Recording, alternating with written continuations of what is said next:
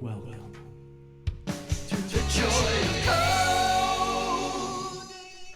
Hello, and welcome to episode 269 of The Joy of Coding. My name is Mike Conley. It's so good to see you. Hello, welcome.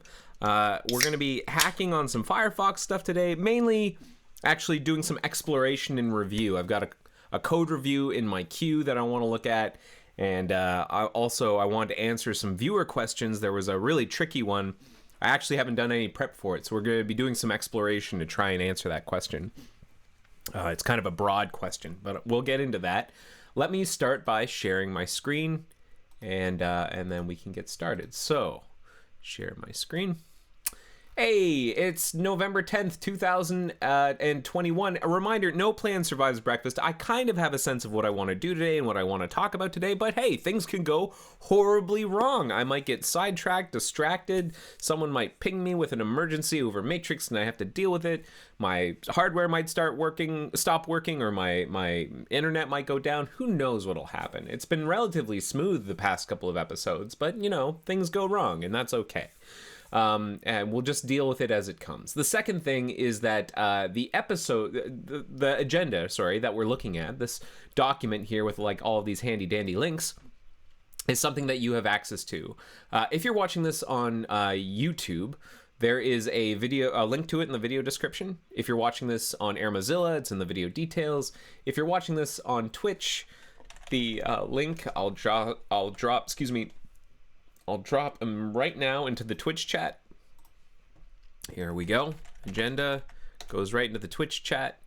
And there's also this new place where you can watch the stream that I want to mention right here. So on my homepage, if you go to mikeconley.ca/JOC, then, oh wow, we've opened up a black hole. Check it out. Check out this cool black hole we've opened up. Let's check out the delay. Doing the wave with myself. Whoa. Whoa. Pretty wild. Okay, this gives you the opportunity to watch on Twitch, Air Mozilla, or YouTube. There's links to the agenda, the link to rate this episode, and the episode guide, all here on this one simple page. mikeconley.ca/JOC. And that is where you can go. And if Twitch isn't working for you, then you can just switch to Air Mozilla. And if Air Mozilla is not working for you, then you can switch to YouTube. You know, lots of choices here. So if things are going wrong, hopefully you get the ability to fix the situation by changing the channel. Just realized there's like some lighting issue here. There's like a texture behind me. That's what happens whenever you don't have a pro lighting rig. Okay. I think that just makes things worse. Let me move that back. Better? I think better. Okay. Let us now get back to business. Where was I? Oh yes, there is also an episode guide. Hey, episode guide. If you are watching this in the future, I don't know how you'd be watching this in the past, but if you're watching this in the present or you're watching this in the future, then there's an episode guide that can probably be helpful to you if you're watching streams, either this stream or a previous recording, and you want to know what I talked about. It's a completely viewer-driven episode guide that you too can contribute to. And there's a link here, and in all those different places that I mentioned before is a link to the episode guide. And if you want to send pull requests to the repository, because it's hosted on GitHub, if you want to add your own corrections, addenda, expand on something I was talking about, send me a pull request. And if you're not sure what I mean by a pull request, there's a contributing guide and a guide for creating a pull request and how that all works. That is here in the agenda. Finally, I wanted to remind everyone that something I had mentioned last week is that I'm hoping to do some naming of episodes rather than just calling them episode 269, 268, etc.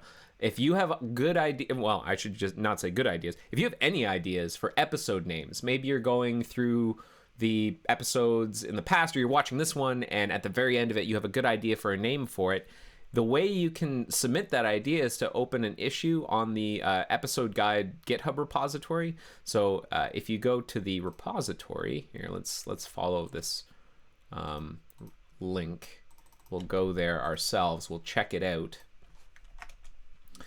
if you go here and then go to issues, you can create a new issue and say, episode 269 should be called Mike had a peanut butter sandwich for lunch. That's not a good name for the episode, but it is true.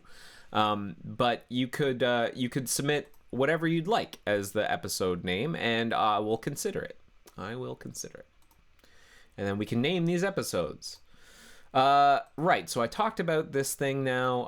The reason I'm doing this, not to get on like a soapbox or anything, I traditionally would post this to a subreddit called r Watch People Code, and then cross-post it to r Firefox, but I'm going to stop submitting things to Reddit now. Post to r Firefox, but Reddit has recently expressed that they're going to compute link karma or Reddit karma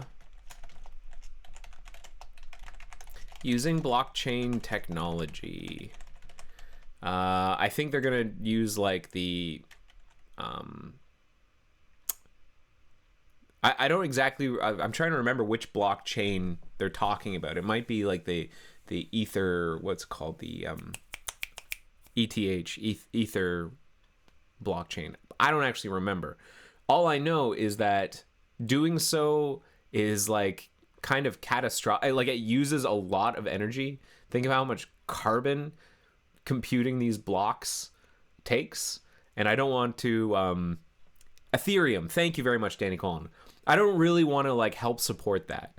So I'm not going to be submitting links to Reddit anymore. So if you still are interested in following the stream, all you need to do is go to this place, mikeconley.ch/JOC. And who knows, maybe I'll do something like fancy it up and have an RSS feed. Good old RSS feed, so that you can plug it into your feed reader if you still use one of those, and you can be, kept up to date on when episodes are coming. All right, let's move on. I wanted to do a code review today. I see someone is about to chat. Nerd Bloke is typing, and that's great. I'm encourage people to chat. I wasn't looking, if you're considering like going into like a debate on like blockchain technology and like cryptocurrency and stuff. I'm not interested. I will nip that in the bud right away. I don't want us to devolve into that, both in the conversation and in reality. But there is feel free to discuss other things. Okay, so I wanted to do a code review here, where in bug 1736429 we have a submission from one of my colleagues, Nicholas, who is working on this bug to try and make the screenshots, like there's this meta bug to make the screenshots feature, which you may or may not be familiar with. I don't know if you know this, but there's a screenshots feature in Firefox. If you go into customize mode, I believe there's a toolbar button here that you can add called screenshot, and you can just put it here, and then you can screenshot parts of the page. You can just like choose a region, and here I'll choose this block right here, and then you can like resize, crop it however you want. You can copy and download it. And the way that was engineered was there's a great link from bridge from Twitch to Matrix may be down, says Nerd Bloke. Oh, I apologize. The chat bridge might be down. If people are chatting on Twitch, I'm sorry. I can't see what you're saying. Let me open up the bridge is down. I repeat, the bridge is down. But what I'll do is I'll open up the Twitch chat in a separate window so I can at least see and relay conversation that's going on. Apologies. I should have checked to see if the bridge was working. There's a little bit of conversation going on there. No, I discovered this Twitch. Okay. Let me open that in a separate window so that I can, where is it? Pop out chat. That's what I want. Pop out chat, and then I can close this window. And hey, there we go. Now I can monitor the Twitch chat. Oh, before I continue and before I review this, I want to congratulate someone. Shershak55. I don't know if you remember, or you were watching the people who are viewing this stream right now. I'm not sure if you were watching the last stream, but in the last stream, we were investigating a bug that I had been need infoed on around picture-in-picture and the full screen mode and the controls not disappearing. Well, SureShack55 decided to volunteer to step up. Let me see. Where is it? Pip stays in full screen. What was it? Invisible. Picture invisible. What was the bug number? Picture in picture. I just reviewed this. What was the bug number? Hang on a second. It was like, let me open up. I have to find this now. Hold on a second. It just auto landed. So maybe I can just check auto land. SureShack. It auto landed this morning. Sorry for the delay. Sorry for the delay. I think this is worth calling out though because it was really cool. Found it. Here we go. It was bug 170279. Let me just pull that up and we can take a look at it, the whole thing. Okay, so the picture-in-picture controls do not always disappear. Now, it still says open because the patch hasn't merged into Central yet, but SureShack55 wrote a patch. I believe this was their very first contribution. I was so pleased to see this. They did a great job, wrote a nice, clean patch. There's even an alteration to a test, and this got put into Autoland today.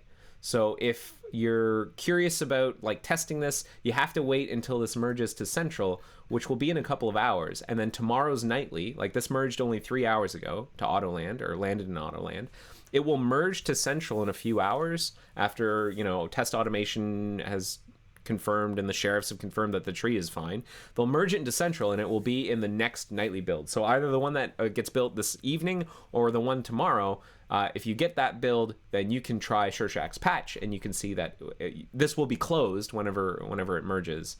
And then, you know, the fix will be available in nightly and then it will ride the train. So congratulations, SureShack55. Really, really pleased to see that contribution. Great work. And I was so glad to see it. Very responsive in Fabricator too. Okay, sorry, I got distracted there. What I was working on was reviewing this patch where the screenshots feature, we need it to, it was originally developed as what's called a system add-on.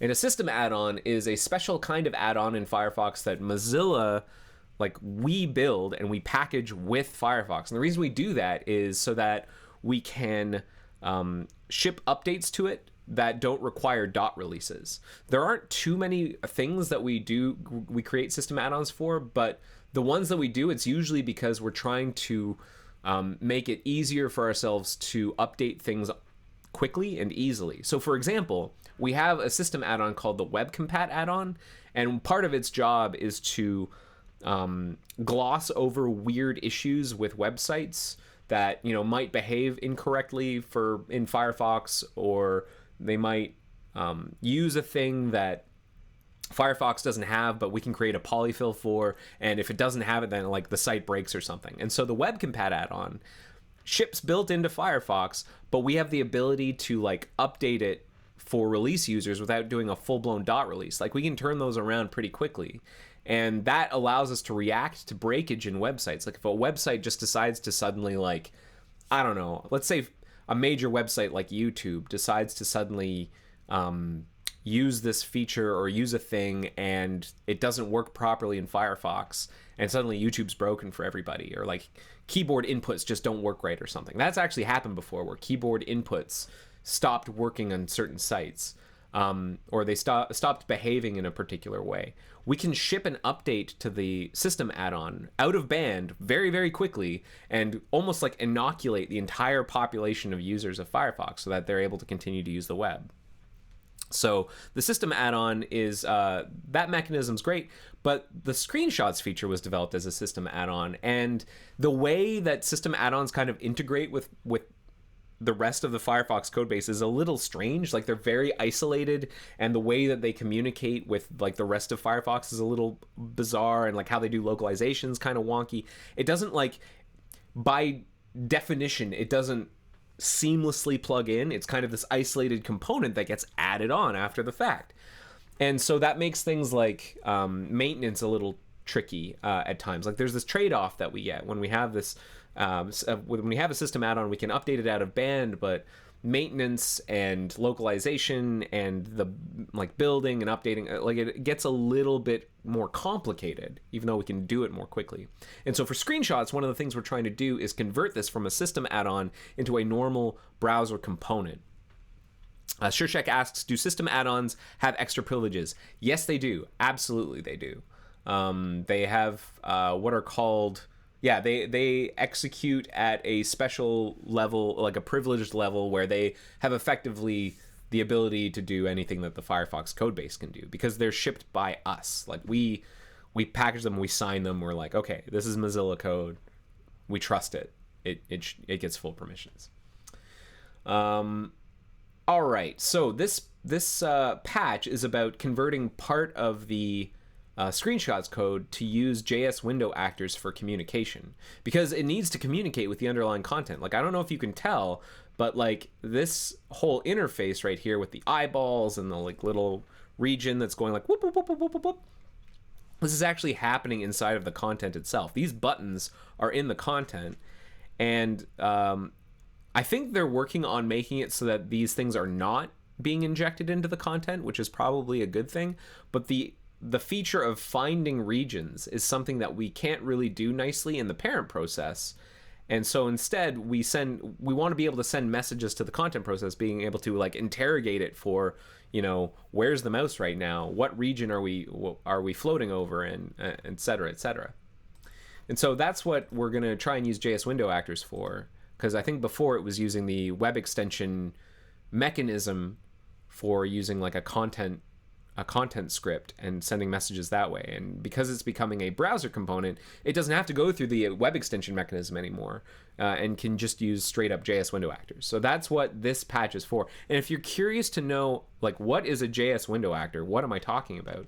There is source documentation for JS window actors that kind of go into some of the details on how they work, the different kinds, what they're for, what they do. So first of all, congratulations, Shurshak. 5 on your patch. Gonna immortalize that on your patch for, and what was the bug? This one. Your patch for this bug immortalized forever. And the code review thing, I want to link to the JS actors documentation. So there are 2 different kinds. There's process actors and window actors, and what we're talking about specifically are window actors. And so if you're curious to know like what they are and how they work, I would recommend reading this document, and that'll get you going. All right, so let's review this patch. What does it do? It adds JS window actors for the screenshot component to facilitate communication between the UI, which now lives in the parent, and the content document. And it's going to fetch content dimensions and offsets using screenshot utils, fetch content bounds, et cetera, et cetera. And it looks like I had already done a review on this like at the end of October. I guess I'd kind of forgotten that I did that. But it looks like I went over it a bit, and I gave some suggestions. Let me just quickly refresh my memory. I suggested using send query rather than send async message, because that send query is a method on our actors that returns a promise that the parent, whenever the other side of the actor pair returns a response, it resolves the promise, which is better than like sending a message, then adding a message listener, receiving a message, and then trying to associate it with the message that you sent. Because you can send clusters of messages, and pairing them, like making sure that the response is for the message that you sent. Usually that works fine because messages are sent in order, but if they depend on things that happen asynchronously, then you can get message responses that are not in the order that you had sent the requests for, And so using send query, it allows us to do that sort of, it's a nice mechanism to make sure that the response that you receive is for the request that was sent. And it's a nicer interface, I think. And then I did some documentation suggestions, and not to use unload and before unload because of BF cache, and using DOMRECTs instead of, we can serialize those easily over JS actors. We don't have to like convert them into an object. Okay. So Sam originally wrote the patch, and then Nick has agreed to carry this forward. And this is really coming along. There's some work in here about a bunch of other stuff. Now, I think mainly what my role is for reviewing this is just to make sure that the JS window actors are being used properly. Like, I'm not a screenshots peer. I don't really, it's not my job at this point. Like, I'm not even really familiar with how the browser screenshots code works. But what I do know is how JS window actors work for the most part. And so I think part of my role, and this is a tip for people who are reviewing code, is to try and understand your role in the review.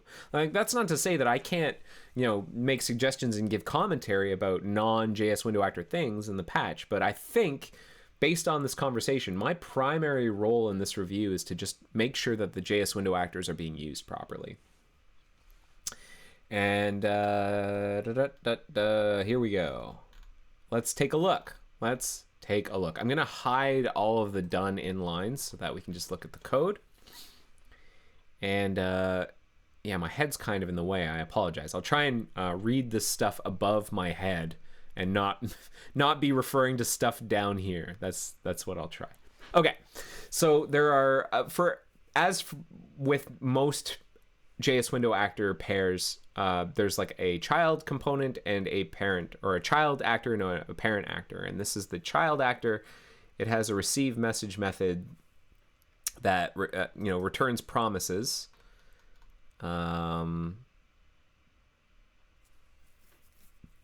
Because it's probably responding to send query. That's how send query works. The receive message has to return a promise.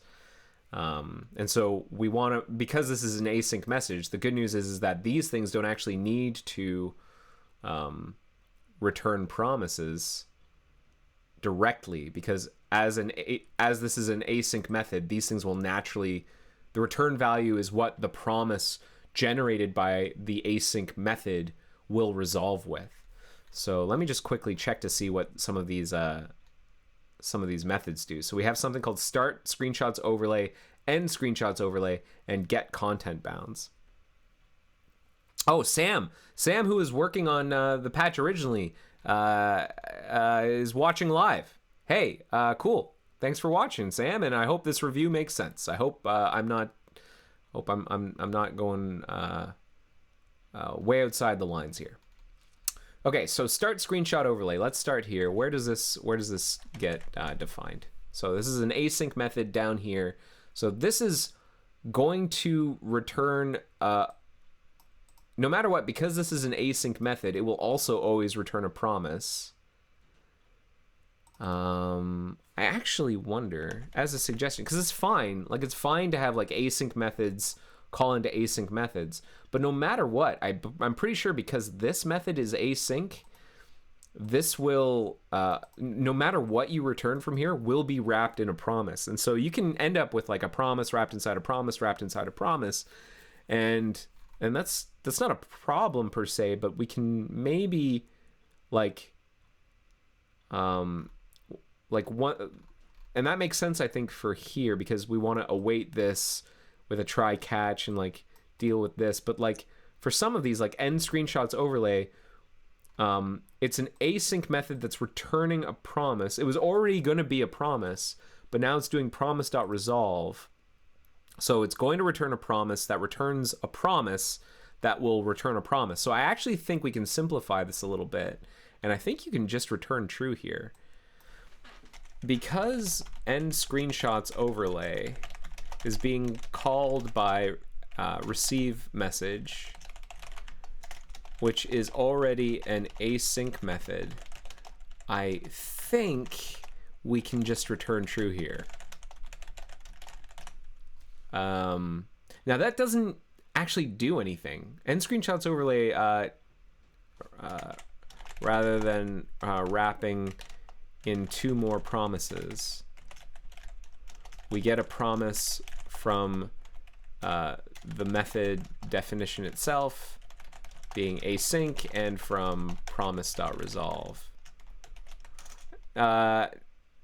I realize that this looks like it's been stubbed out. Like, this is just returning true and not doing anything. So it's been stubbed out, but wanted to call out some room for simplification, not complication, simplification, by removing some of these nested promises.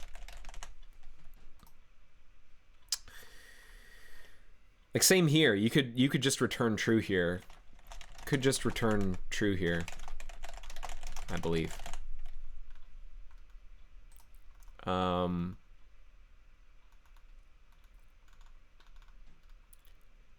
And this one doesn't need to be async at all. I don't think this needs to be async at all. To be async, since it's never awaiting. So this can probably just synchronously return its result. The receive message method should wrap the result in a promise automatically because it is async. Reasonably certain. Okay, now let's look at what these methods are doing. This is the big one, so we're going to look at that in a sec, but let's take a look at some of these smaller ones. So this is just stubbed out. You know, when creating a new file, it's well, what I'm trying to say here is, like, we have an opportunity because we're creating a new file, and that means that we get to, like, dictate the documentation standards of what the file should look like, so that if people modify it, maybe by adding new methods or modifying methods, they'll often, I find in my experience anyways, look at the surrounding code to see how they should decorate. Like, should they document it? Should they add doc strings, etc.? So when creating a new file, we have an opportunity. When creating a new file like this, we have an opportunity to, and actually, yeah, okay, this is the first one. We have an opportunity to set the standard for documentation for it, since future hackers on it will likely look at the surrounding code to determine how best to treat it documentation-wise. So one way of ensuring a nicely documented file going forward is trying to add doc strings to most of the methods,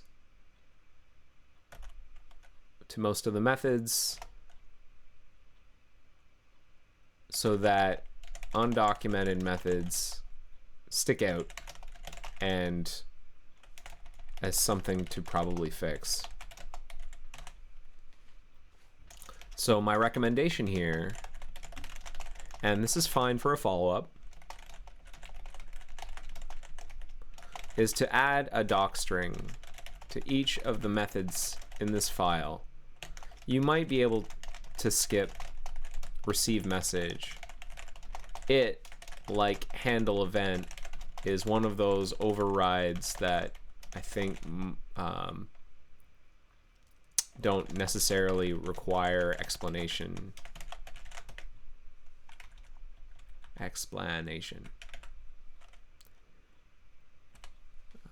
Okay. So what does it do? Just returns true. Okay, moving on. So what does this one do? So what it does is it gets the rect of the document element, which is the top level, usually for an HTML document, it's the HTML node. So it's really just getting like the bound and client rect of the HTML document, and then also getting the device pixel ratio, because Man, I'm always so bad at this, but basically web, depending on what device the browser is on, the pixel ratio, you might have like a really high density display, you might have a lower density display, and it really depends based on, you know, what kind of device the browser content is displayed on. And the content knows this, you know, it will change, it knows the ratio from like CSS pixels to actual device pixels, and we can get that information. That's useful information, presumably, and we pass that up through these two. So this seems okay. It seems fine to me, but I do think it does need some documentation and doesn't need to be async. Okay, let's go for the big one. So this one has documentation. Resolves when the document is ready to have an overlay injected into it. There's a nit here, and I can actually label it with a nitpick. Should end with a period. That's a real nitpick. Should end with a period. Returns a promise and resolves a Boolean or rejects. So it resolves with a Boolean or it rejects. What does the Boolean mean? What does the Boolean that it resolves with mean?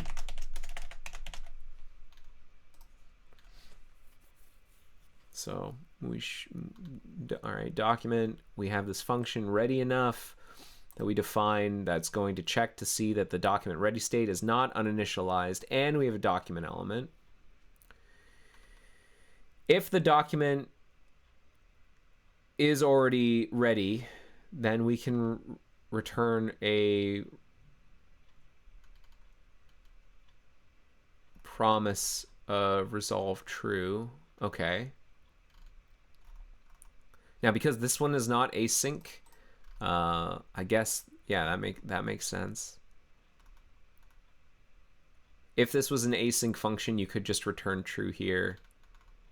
But that's fine. I don't think that matters.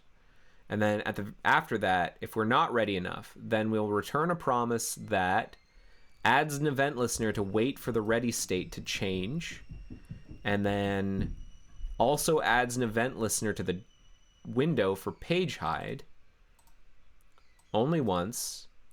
And if we ever get to page hide, we're going to remove our event listener here, and we're going to reject. Okay, so something jumps out at me, which is that this page hide event listener is never removed.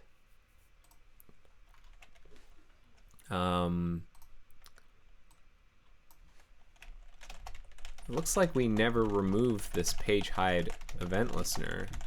So even if the ready state change occurs, so regardless of when the ready state change occurs, I think we're going to fire this callback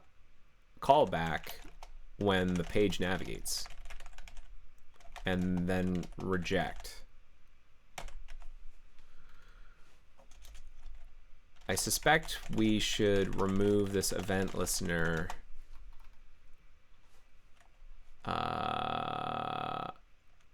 in the same way we remove the onChange event listener.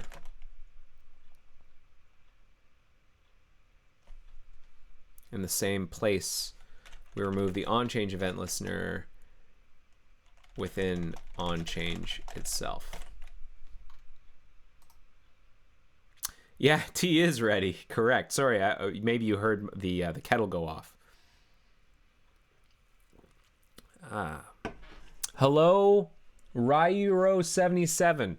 Thank you for joining the stream. All right. So looking pretty good. Looking pretty good. That actor makes sense to me. All right. Next thing that happened was that it got added. The screenshots component child got added to this bug component in our Moz build. And what this is for is it makes it so that if anyone ever tries to file a bug related to actually, I don't actually remember what this is for. It's a way of mapping a file to a particular component in Bugzilla. And I think that's supposed to make it easier to file bugs in the right place for a particular file, but I actually don't know, like in practical speak, when that happens. I don't know what uses this. All right, now I'm curious. Bug component. Oh, add bug component. What is this? Okay, so it puts all test files into bug components. Print test categorized by bug components. Matted tracking bug for getting bug component. This is something Control Mar set up. Add components. Why though? Add a means for determining the owner of code. Prototype mock owners. There's a command called mock owners. Ah, that's interesting. So let's see if that works. Let's try it out. Mock owners. I'm very curious. Now I don't have the patch applied, so I can't try it with the screenshot thing. But we could use like WebRTC child, for example. So project Mozilla Central. Let me pump up the font a little bit so you can see it. If I knew this, I'd forgotten about it, honestly. Mock owners. Mock create. This is a recurring bug that I think our build people our tooling people are working to fix, but periodically I have to do this. Sam mentions that if a test starts to fail or goes intermittent, a bug can be filed in the right component. Yeah, for sure. Like I can see that being really useful for sheriffs. Like, there's a problem over here. Let's make sure we file it in the right place. Makes sense. Wait, mock owners doesn't exist. Mock help grep owners. What?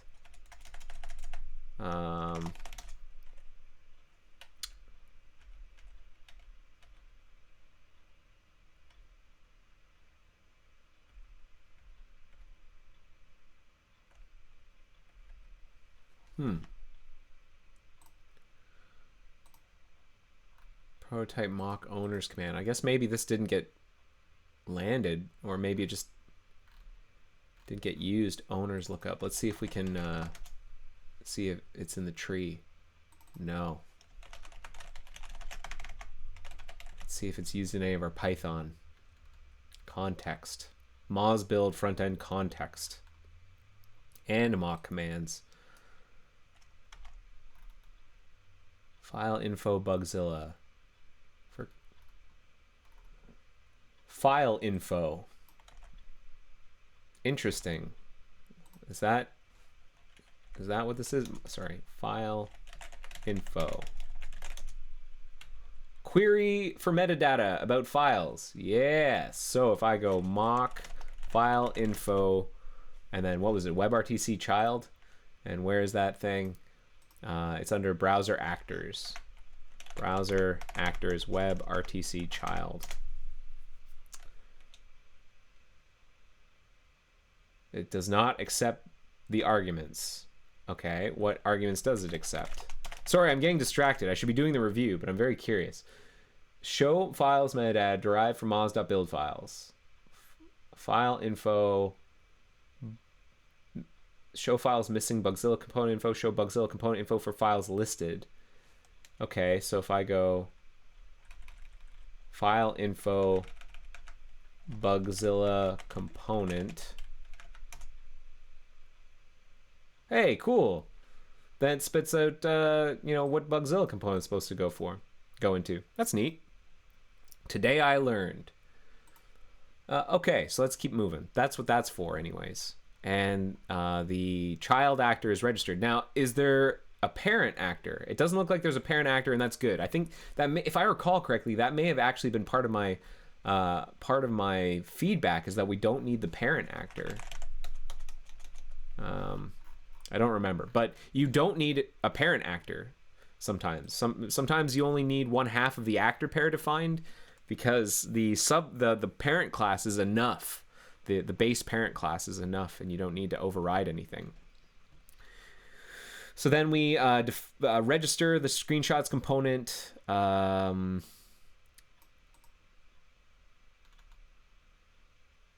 it's only enabled if we do this. Makes sense. Excuse me.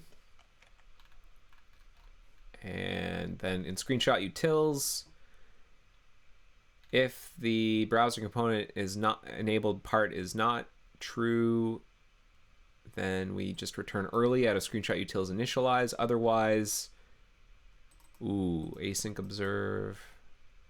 This is interesting. Normally, so this is an observer. I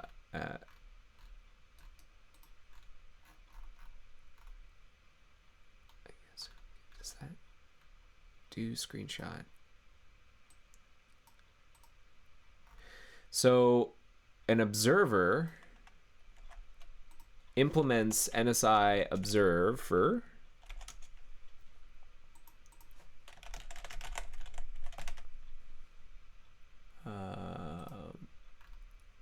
and is not supposed to return something.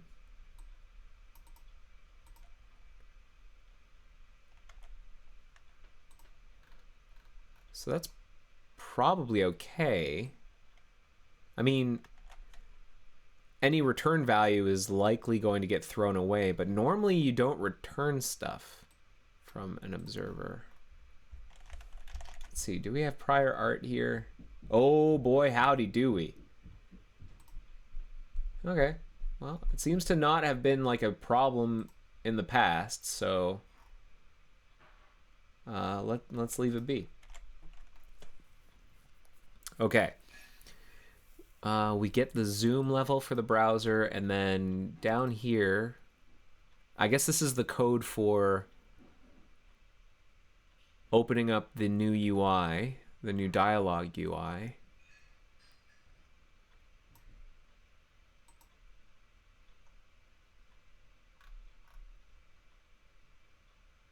Yeah, we never do anything with this. We might,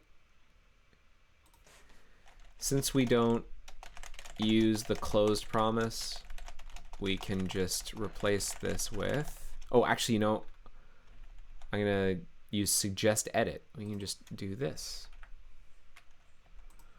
Yeah, okay, it's probably enough. ESLint already noticed, so I can recommend that. And then there's this await of actually doing the screenshot. So I guess this actor really kind of does the job of getting all the information we need to do the screenshot. And so how does that work?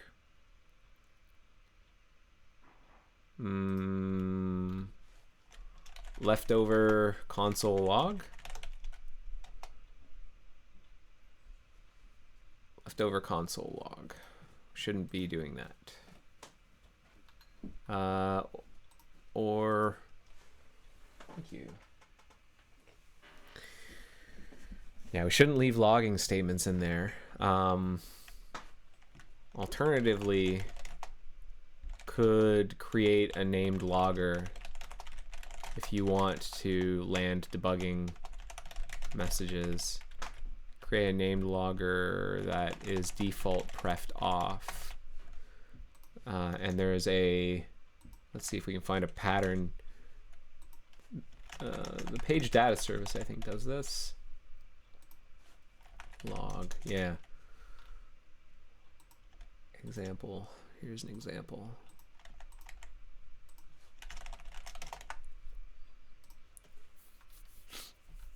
Okay. So what does this do? It gets the actor. This is how we get the actor when we toggle the preview. We get the screenshots component actor, the parent. This is the parent, and we send the query, hey, hide the overlay. I guess that's if we're closing the panel.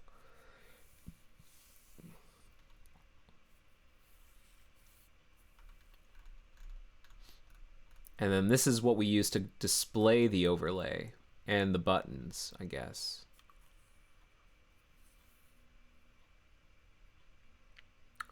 Pop up, actor, get actor screenshots component.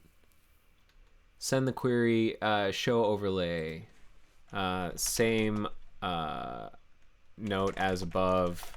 Should either remove the logging or use a named logger. That is default prefed off.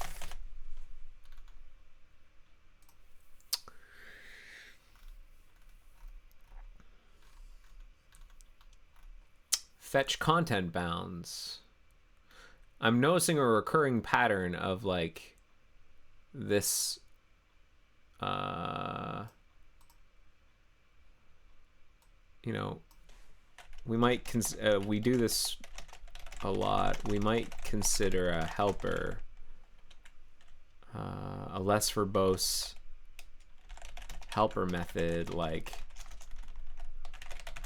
oh sorry, is my head in the way? Okay, it's like let actor equal this dot get actor browser.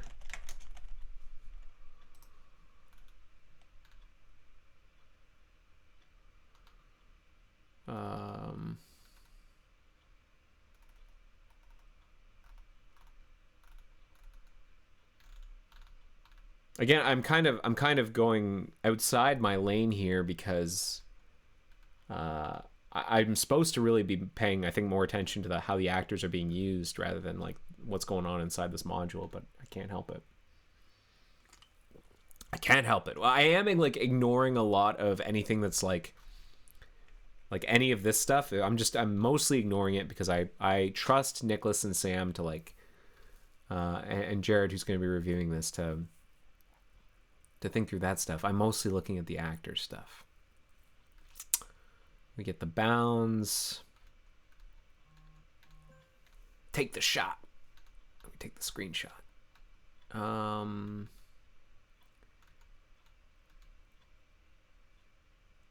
Snapshot. Where's the snapshot come from? Draw a snapshot, right? Makes sense. Correct. We draw it into the canvas that we create, and then we turn that canvas into a blob. You know, I am aware that we have a mechanism for this already.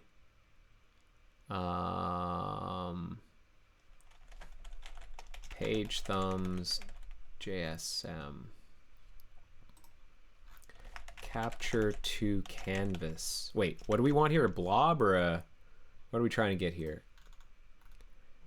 To a blob. We want a blob. Canvas to blob, and then we put the blob into the...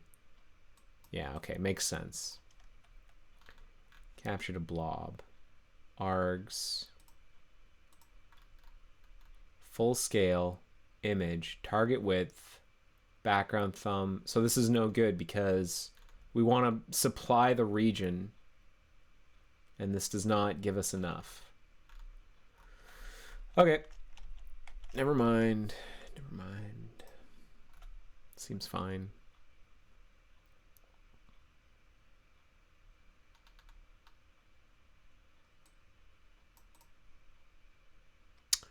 Create an image element. We create a object URL, a blob URL. We set the ID to placeholder image.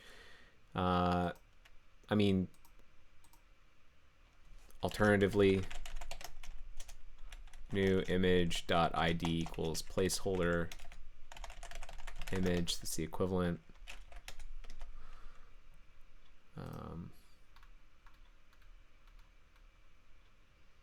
And then we append the image. Okay. Yeah, that looks like it can be removed. This can be removed as well. Okay, and that's it. I think we're done our review. So I think this is in pretty good shape. You know, I think it's probably landable, maybe with a little more documentation, some of these nits being addressed. You know, some of it, maybe even the documentation could be done as a follow-up. I think that'd be fine. Did I mention that in the...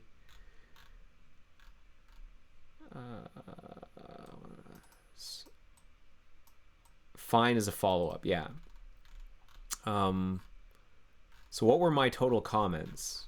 It was like, yeah, we do this a lot as a helper, logging, some leftover logging, and then I had a suggestion there.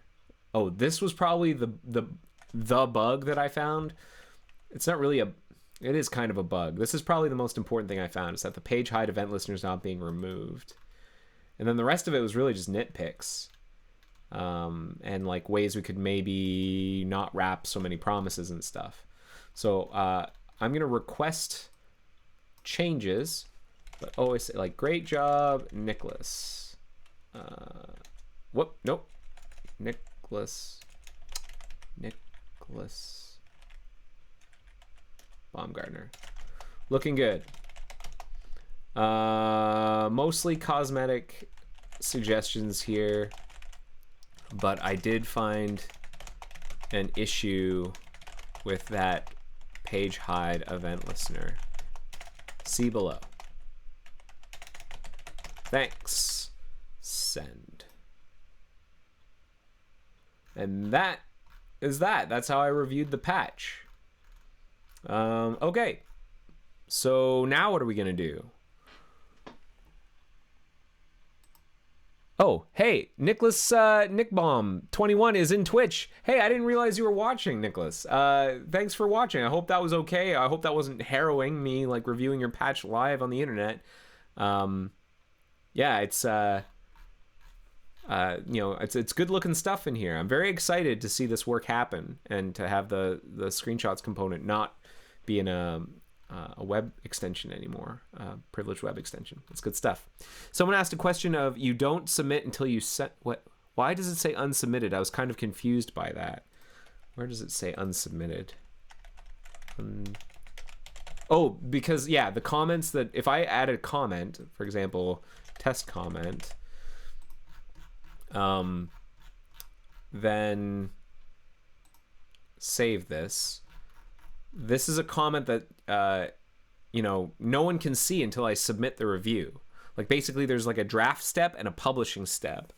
And so I have to that gives me an opportunity to like rethink, delete, change my comments, and then when I'm ready, I hit submit and then the comment goes out. So, if you were to go to this URL, you wouldn't see my test comment here because this is just a draft that I haven't submitted, I haven't published. And I can delete that part of my draft now. All right. I think that's it. Next, what are we doing? Finally answering this question. We're going to try and answer this question. Web extensions. It's kind of appropriate. And I reviewed that patch specifically because it got me the opportunity to kind of talk about web extensions a little bit. Because there's this question that's been recurring. It's been asked. It was asked a couple weeks ago, and I keep deferring it. I really want to get to it. And the question is, web extensions, browser extensions, how do they interact with doc shells and browsing contexts? I don't know, but we can find out. Let's find out. So let's clear our palette.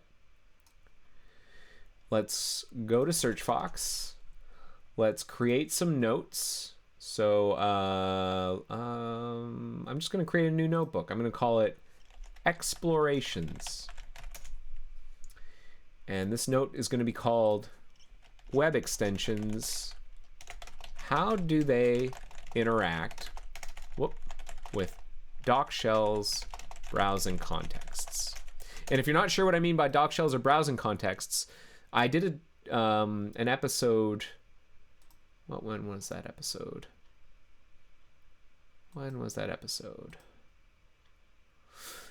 264 on September 28th, where I talked in depth about browsing contexts and doc shells. And so if you're curious about what they are, you can start there. I also have a blog series about doc shells. If you go to my website and you look up the word doc shell, you can see that I started to talk a little bit about the doc shell and code spelunking and whatnot. And I started here. So what I'll do is I'll put the search query here in our notes. Doc shells. Okay, web extensions and how they interact with browsing doc shells and browsing context. So here's some reading up on doc shells. And I'll also link to that episode. Again, what was that episode? It was episode 264. Let's find it real quick. Actually, Joy of Coding episode guide. Does it have a link to the... Yeah, here. Copy link. up on doc shells a stream where I talked about doc shells and browsing contexts. Boom.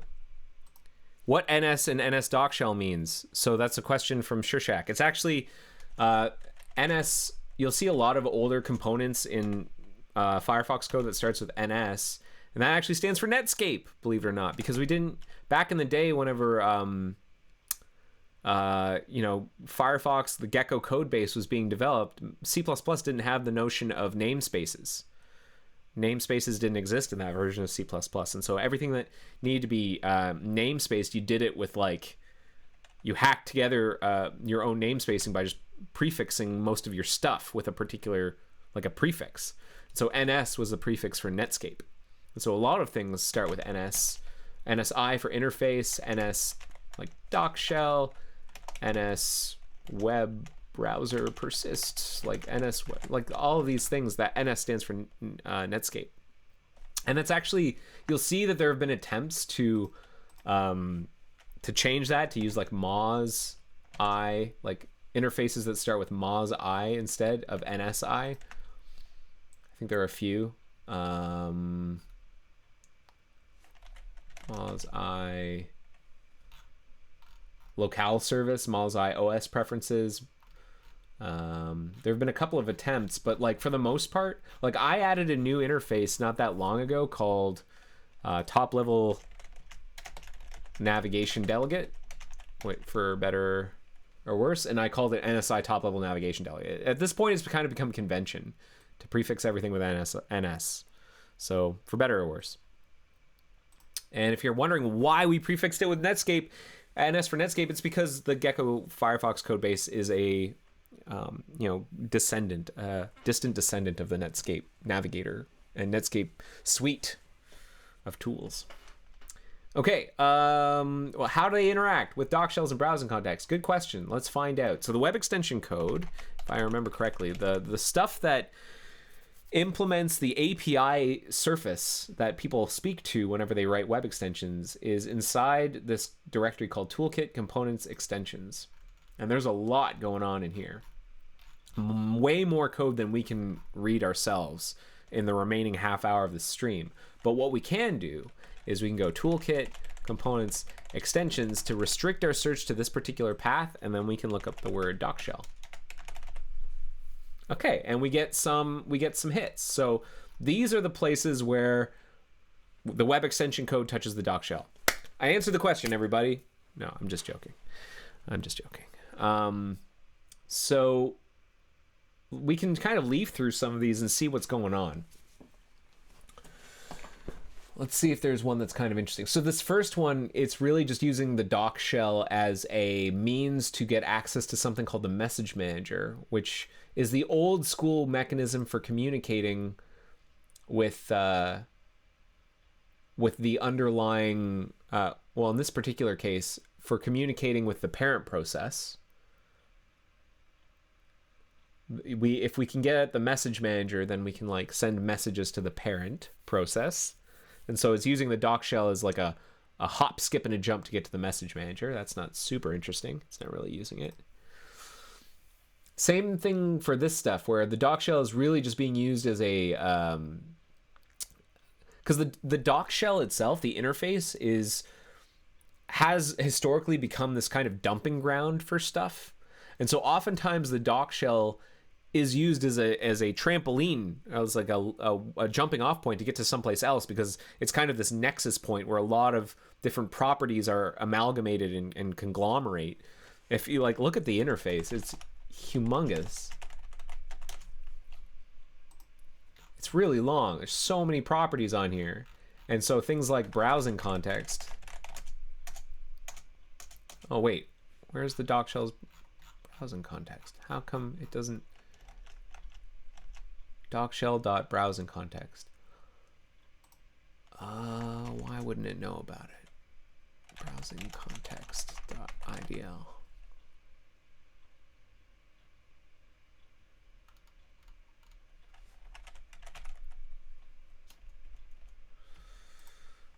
Attribute.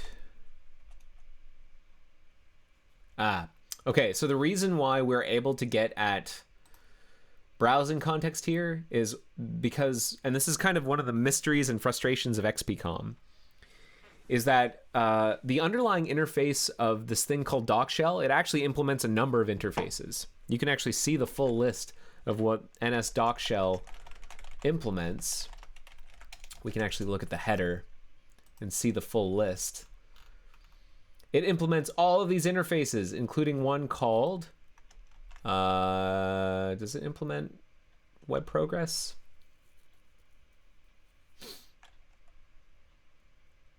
One of these might actually inherit from web progress.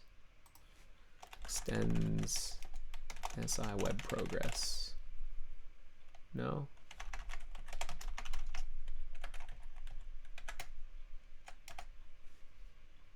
Why not? How does extending work? Hang on, I think I've forgotten the oh, it just uses this syntax. Okay. Web progress. Oh, okay. So that's not the interface. Sorry, I thought I had an explanation for why we could access the browsing context there, but I was wrong. Could it be because of windowless browser? Why can we access the browsing context?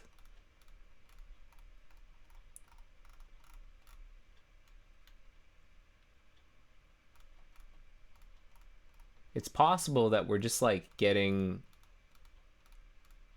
we're taking advantage of some like XPCOM magic, very frustrating XPCOM magic. Active browsing context. Consumer. Oh, no.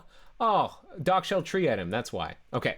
So NSI DocShell inherits from NSI DocShell tree item, which implements this interface. And one of those things is, browsing context. And that's why we're able to get at the browsing context here. So the lesson here is that a thing, an XPCOM component like NS DocShell, can implement multiple interfaces. And that means it's really, really flexible, but it also means that it's sometimes really non-obvious what the thing that you're looking at can do. And in this case, it can get at the browsing context, and that's what's happening. We're leapfrogging off of it. So yeah, it's like union all of the interfaces on top of that DocShell implements, and you get access to a bunch of stuff. And that's why it's often used as a launch pad for things like the message manager. So we're getting at the browsing context ID here. We get the browsing context ID here. Those IDs are handy because they are common between the parent process and the content process. It's a way of having a shared vocabulary for saying like, this is the browsing context that I care about, and we can get access to a browsing context with a particular ID. Like you can send an ID as part of a message, and on the other side, have the receiver of that message get access to its copy of the browsing context. And if you're wondering what I mean by copy of the browsing context, then go check out this talk that I did this stream, because I talked about how there's this mirroring of browsing contexts between processes that are involved in a particular like tree of frames, and they will share a lot of the same properties. They mirror one another. And so if you pass an ID, if you have a browsing context in one, you send the ID to the other process and get the browsing context with that ID over here. What you've got is the mirror browsing context. That's what you've done. So I guess that's why that's handy. Here we're setting is app tab to true. So that's an interesting property that exists on DocShell, is you can set this property on whether the DocShell is an app tab. And by an app tab, I mean it's like one of these pinned tabs. And the reason we set that property to true whenever you're an app tab is because one of the things that we do whenever you're in this state is that we make it so that forward navigations to cross-domain. I'll give you an example. Let's go to a website that has a link to another website. Let's go to my blog, just to give myself more traffic. And I've got links to other things in here, like this is the link to Factory Theater in Toronto, or Review Board, which is a project I contribute to. So if I pin this tab and I visit, like, say, the About part of my blog, I stay within this pin. But if I click on like review board, it will open a new tab. And I don't know if I made it so that clicking on this always opens a new tab. I didn't. It navigates the current browser. So that's the difference. When it's a pinned tab, cross-domain navigations result in a new tab being opened. And that's what setting is app tab to true does, is it like changes the behavior of the navigation so that if we do a cross-domain navigation, we tell the parent, hey, open up a new tab. Here we're getting at the message manager again. Again, it's just like a lot of leapfrogging. Here in the extension parent.jsm, we're getting access to the doc shell to do something. What are we doing? So we're using query interface, which is more XPCOM magic, but basically saying, hey, I'm pretty sure you implement this interface, so give me this interface. So query interface in JavaScript is additive. So if you have an XPCOM component and you call query interface on it, then and it like it will expose, if it implements that interface, it will expose the methods, properties, and attributes on the object. Like, it will modify the object to expose those things. So query interface, it will also return the object. It will return null if it doesn't implement the interface. The other way you can do this kind of query interface stuff is with instance of. So if you do like instance of ci dot such and such, image instance of ci nsi image loading content, this is the equivalent of image dot query interface ci dot nsi image loading content. And at least this will turn true or false. Here we're just saying, hey, basically like dynamic cast Chrome shell into this, but in JavaScript land, which is where this is running, it means like if this thing implements this interface, expand its interface service to include the stuff that NSI web navigation has. And if it already has exposed it, then this is a no-op. And so what do we do with Chrome shell? We call set origin attributes on it. I guess that's something that NSI web navigation lets us do. And we try and load a URI, and then we get access to the underlying document. Here to wait for the document to load. And what is this doing? We're initializing a windowless browser. And why would we want to do that? The hidden window which contains the extension pages that are not visible, i.e. background pages. So every web extension, most web extensions, I shouldn't say every web extension, most web extensions have a background script. And those need to run somewhere. And we run them inside a hidden browser element. We loaded a document and we run the scripts there. And the reason for that is it allows us to run those scripts in other processes. We can run it in the special web extension content process. Shershak says, wait, but if there are multiple implementations, it might not show something : NSI web progress. But I think I saw some progress words in NSI docshell.h. Yeah, sorry, I'm sorry I missed that Shershak55, but we found the issue. It was NSI docshell tree item that actually implemented that, or had that member, the browsing context member. So I was on the wrong track trying to find the web progress interface. It doesn't implement web progress. So this hidden Zool window is what we use to run the background scripts. And so one of the things that we do is we initialize a hidden browser window, and then we load this special dummy.xhtml document. And I'm pretty sure we make sure that this dummy HTML document loads in the web extension content process. Is that true? Well, first we load dummy.x. This actually first loads in the parent process, this document. And then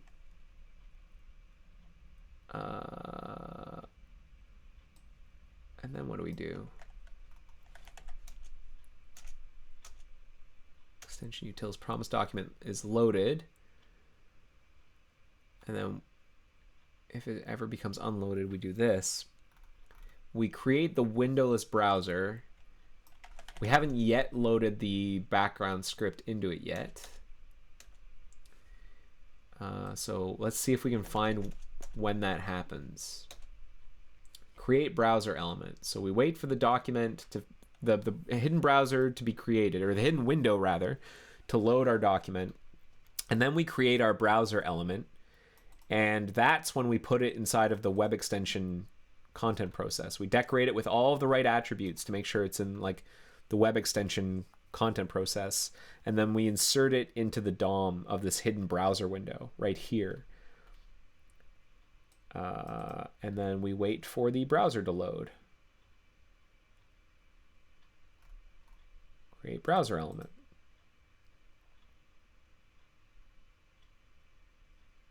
And that's called whenever we create like DevTools panels, or whenever we creates the browser element that will contain the web extension page. Right. Make this a remote type, their extension remote type. We create this browser.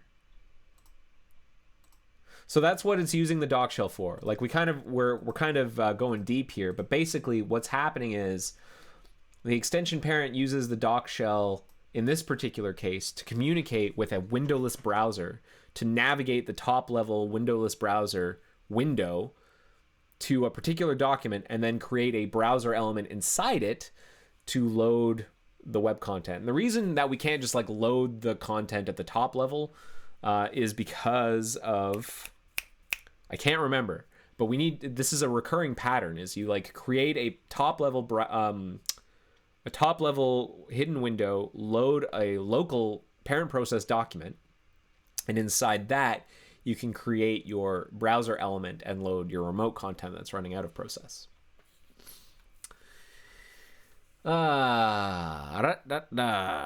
Hopefully this is useful. I hope I'm answering the question. I'm just exploring. Here, we're loading a content page into a hidden doc shell. Oh, this is for test utils. XPC shell is the name of our JavaScript test harness for XPCOM enabled JavaScript. And it looks like this just kind of forwards on to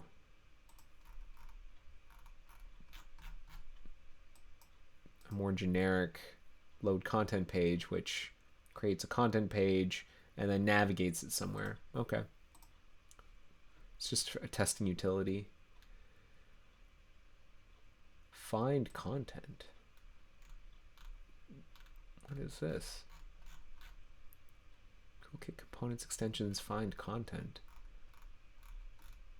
Do we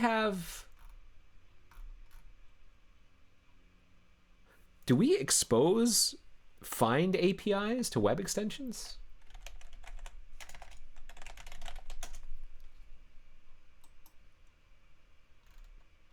Where are the APIs? Find. We do.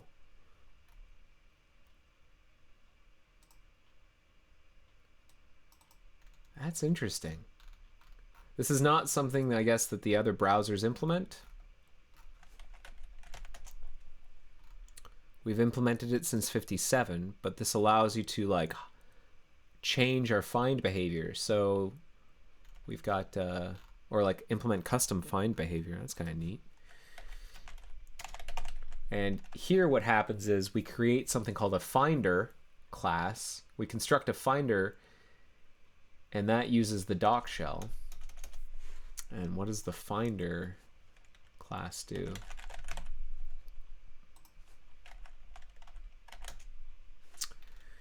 I'm presuming it okay, so here, this is interesting. The finder uses the doc shell as an argument to initialize type ahead find, which is a special mode of finding where if you are typing, like if you use if you're browsing the internet, and let's go back to my blog. You're browsing the internet and you've got a page full of text and you hit the apostrophe symbol, you've got type ahead find enabled. So now as I type, I can start like typing and it will find the first result and take me there. So if I'm trying to find like, where's that thing about like doc shell? Or do I say something about the month of July? Yes, it's right here. This is the first result. And then I think it just sent me, it like, it's a little bit different. It's a little bit different than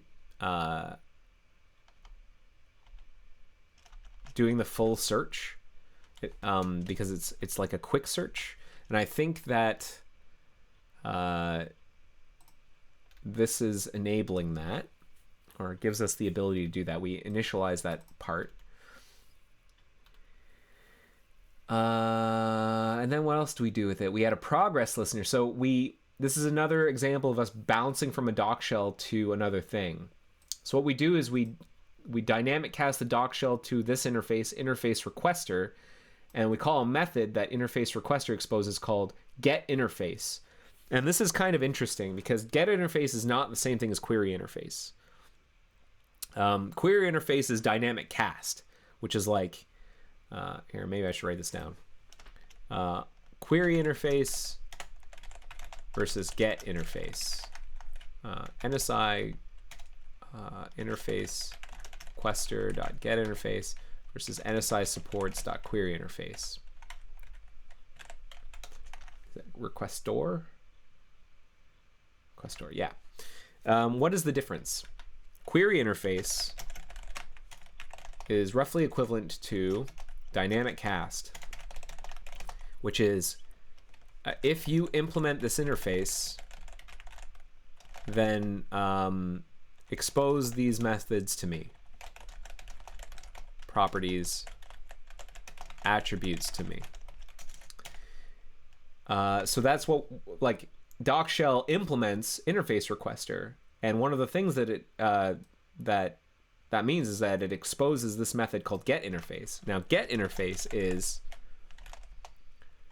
I don't know, there's nothing like it's not like dynamic cast at all. It's more like if you know, get me something that implements a particular interface that is relevant to you but is not necessarily you. I know that sounds strange, it's very abstract, but basically it's almost like trampolining again. You know, tell me, like, I think you know about something that implements NSI web progress that is relevant to you. Get me that thing. And then we can find the actual implementation of that inside of nsdocshell.cpp. We can find getInterface here, and there's basically this giant switch. And in this particular case, we're getting at the one that implements NSI web progress. And what does that mean? Well, eventually we're going to find web progress. Is it in here? Oh, hilarious. It's not in here. But guess what it does? It defaults to... wait, what happens? If we fall through all of this, we'll ask the docloader class.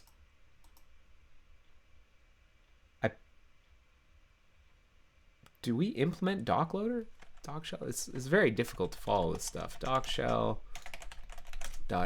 Do we implement docloader? Yes, we do. And so what we do is we ask our parent class docloader to do the get interface, and we check to see if it's a load group and supports, and guess what? If it isn't, then it just forwards to query interface. Hilarious. So this is the equivalent of docshell.queryInterface requester query interface NSI web progress.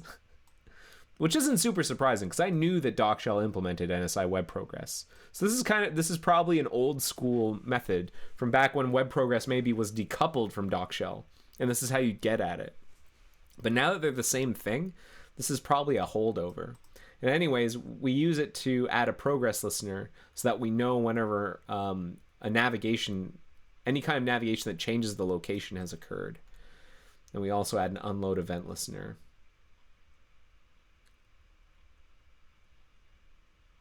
Bind this on location change dot bind.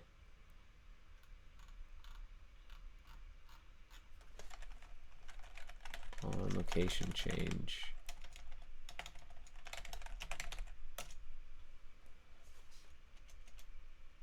Is top level. Huh. That's interesting. Okay, what else is the doc shell used for in here? This is for tearing down. We clean up, we remove the progress listener, we set everything to null, we release everything. Okay, so here's an example of us casting the doc shell, dynamic casting it to a load context for some reason, because I guess that's how we get the clipboard search string, is we have to pass the load context for some reason as an argument. Here we're using the doc shell to bounce to the topmost browsing context, because we might be in a nested tree of browsing contexts.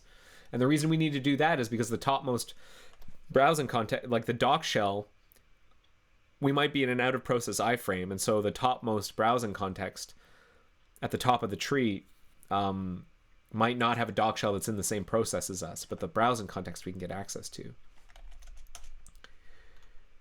Here, this just returns, again, we're bouncing from the doc shell to the window. Here we're doing the other way around. Yuck, C bug. Look at how old this bug is. So a bunch of this code is probably really old. What we're doing, again, is we are query interfacing to the interface requester, getting the selection display. Okay, so let's quickly check to see what this one does. Like if we go to doc shell again to get interface, is there a selection display in here? Yeah, it does. So that's interesting. So get interface in this particular case is not query interfacing the doc shell to selection display. What it's doing instead is it is getting the pres shell, which is not a thing that JavaScript generally has access to, and then query interfacing the pres shell to the NSI selection display interface, and then returning that to the JavaScript. So the pres shell does implement some XBCOM interfaces, and this is how our JavaScript can kind of get access to some of it. It implements NSI selection display. We can get at the selection controller and then return the controller. And what that's for, I have no idea. I think the selection controller is what is like these. These are selections, text selections, and then we can control like highlighting them and stuff. And presumably we want web extensions to be able to do the same thing. Okay, I'm gonna get out of Finder now. Let's look at some other things that web extensions do with doc shells. See if there's anything in particular that's kind of interesting.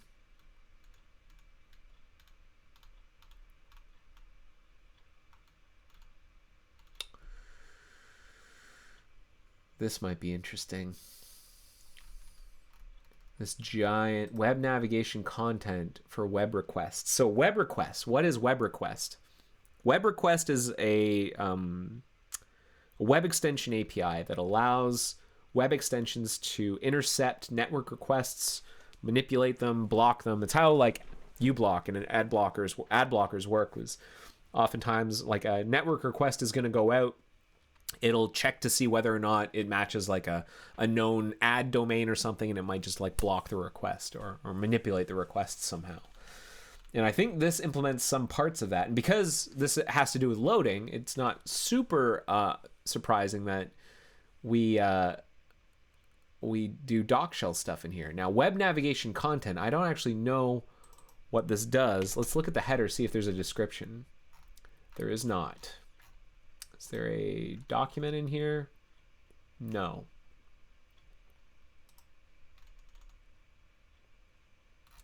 There is not. But we can see from here that one of the things it does is it implements observer, DOM event listener, progress listener, and that it supports weak references. There's a singleton. Interesting. So it's a singleton. This web navigation content thing is a singleton.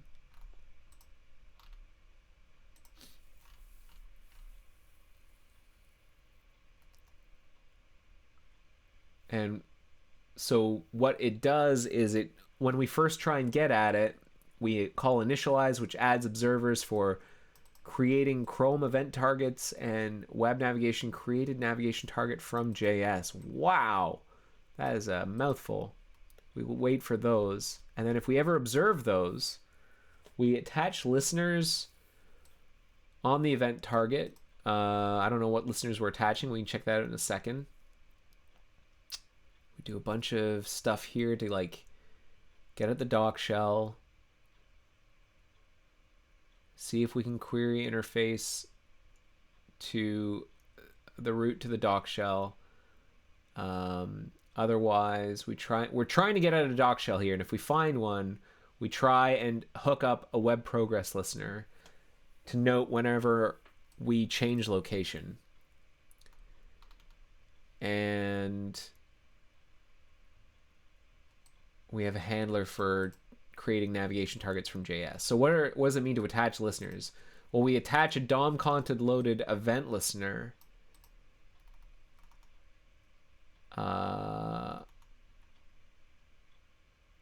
If we have an event target. And whenever the DOM content loaded event listener fires, then we will send our own DOM content loaded. Oh, interesting. We might like proxy the DOM content loaded event for some reason. I don't know why. That's interesting. Add DOM content loaded listener to web navigation content. I wonder if this is like a special scope, web navigation content. I don't actually know. Get browsing context. Okay, just casts, it like bounces from the doc shell to the browsing context. Makes sense. I don't know who calls this yet. When we create navigation target from JS, we will try and pull out of our bag of properties here a created tab doc shell and a source tab doc shell. And then try and send created navigation target. Okay, I don't really know what that means. Let's move on. State change. So this is the web progress listener interface. So if we notice that we've changed state,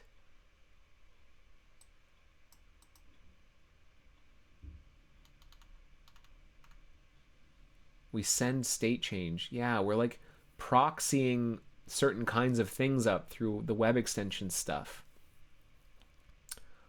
I got a feeling that web navigation content is a way for,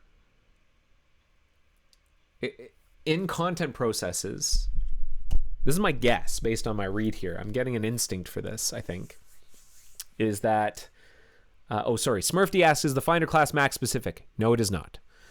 I don't believe it is. My instinct here is that web navigation content does the work of noticing whether or not a web extension exists, and if so, attaches itself to every loading context, like every frame that gets created that might load a thing, and then attaches event listeners so that we can proxy those events to the special web extension script execution context, because web extensions execute their content scripts run in a special scope. I got a feeling it's this extensions child stuff where that scope exists. So let's see here. State change, send state change. Let's go into here for a second. Oh, no, I don't think it has anything to do actually with the web extension content script execution scope. It's more about sending the message to the web extension parent, like the script in the parent process, that these network requests have taken place, so it can make decisions about those network requests, because that's what the web request API allows you to do. It allows you to observe network requests, cancel them, redirect them, modify them, filter them. And so I think this is doing a lot of like proxying of like the low level XPCOM stuff, where we like hear about browsers navigating and stuff, and we end up sending them to the parent process to do stuff with that information. You say, hey, a browsing context here, it loaded this document at this URI. So somewhere there's a received DOM content loaded, probably an extension's parent, yep. And what does it do? Wherever this is, it fires on DOM content loaded in web navigation, wherever extension's parent is running.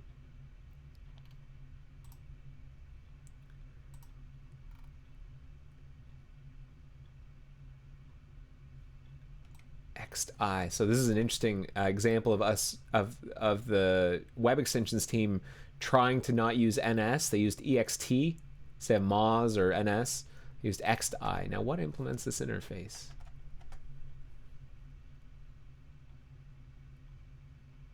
Extensions parent, I think. M web navigation.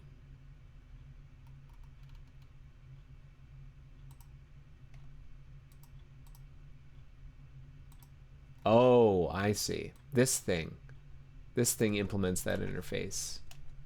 It's a JSM. And yeah, here we go. And so whenever it sees things like, hey, on state change, it will get at the browser with a particular browsing context and will fire certain kinds of events, I guess, on before navigate.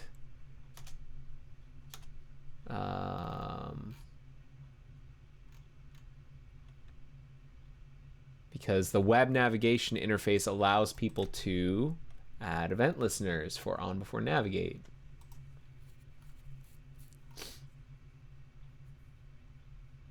So it would call the web navigation event manager.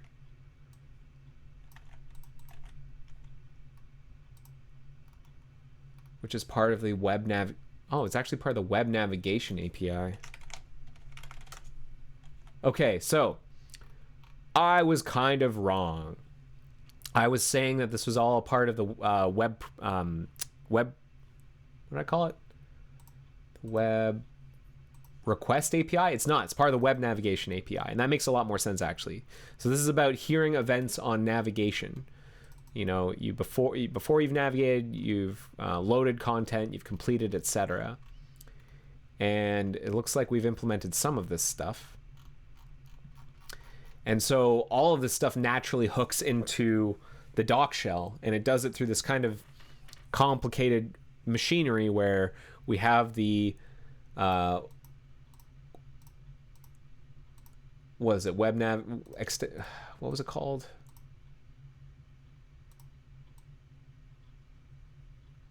Web navigation content.h. This is the stuff that ultimately connects to the doc shell and hooks up event listeners, and then proxies those events as messages to the web extension process running in elsewhere, and those get handled by. Well, I actually don't know if they're proxied to the web extension process or if they're sent to the parent process. But those will eventually get sent to the web extension background script. Woo! All right, figured that out. Hey, folks, we're over time. I hope that was interesting. I didn't end up writing too many notes here, but just in case, I'll copy this and I'll put this in. Where is it? Close live coding. Here we go. I'll put that in here.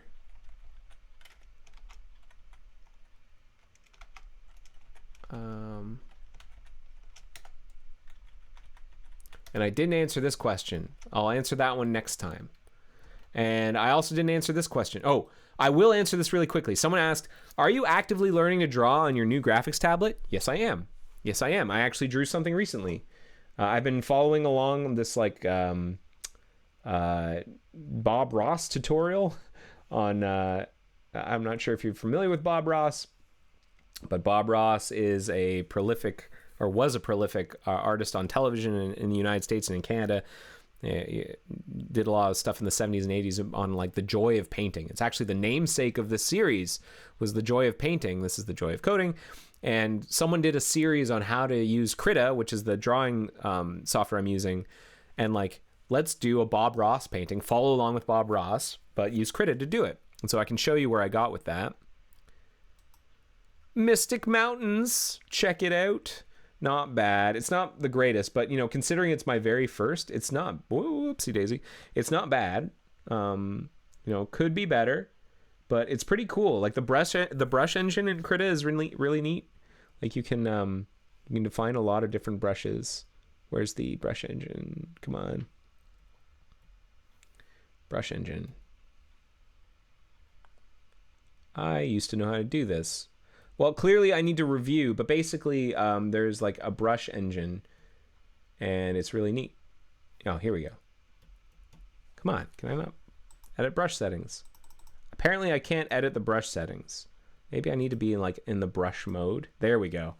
And you can do like really neat stuff, like change the intensity or the diameter of the brushes, like all sorts of neat stuff. And it's pretty neat. I like Krita. Needs more happy little trees. You are correct, sir. You are correct, sir. All right, I'm going to cap the stream there. Thank you so much for watching episode 269 of The Joy of Coding. I hope that was interesting. Let me know what you thought. There is a link on how you can rate the stream, this particular episode, you know, here in the agenda and in all the various places where you can get the agenda. And I read everything that comes in. That's also your place where you can ask questions. Yes. Following YouTube tutorial on using Krita with a Bob Ross painting to do. I'll put a link to that tutorial in here if people are interested. And I'll try and answer this one next time. How a patch gets into Firefox from start to finish. All right, that's it. Take care, everyone. Have yourselves a great day. Bye-bye. Hold on. Oh, I haven't got the music lined up. Bye-bye. The joy of coding. See ya.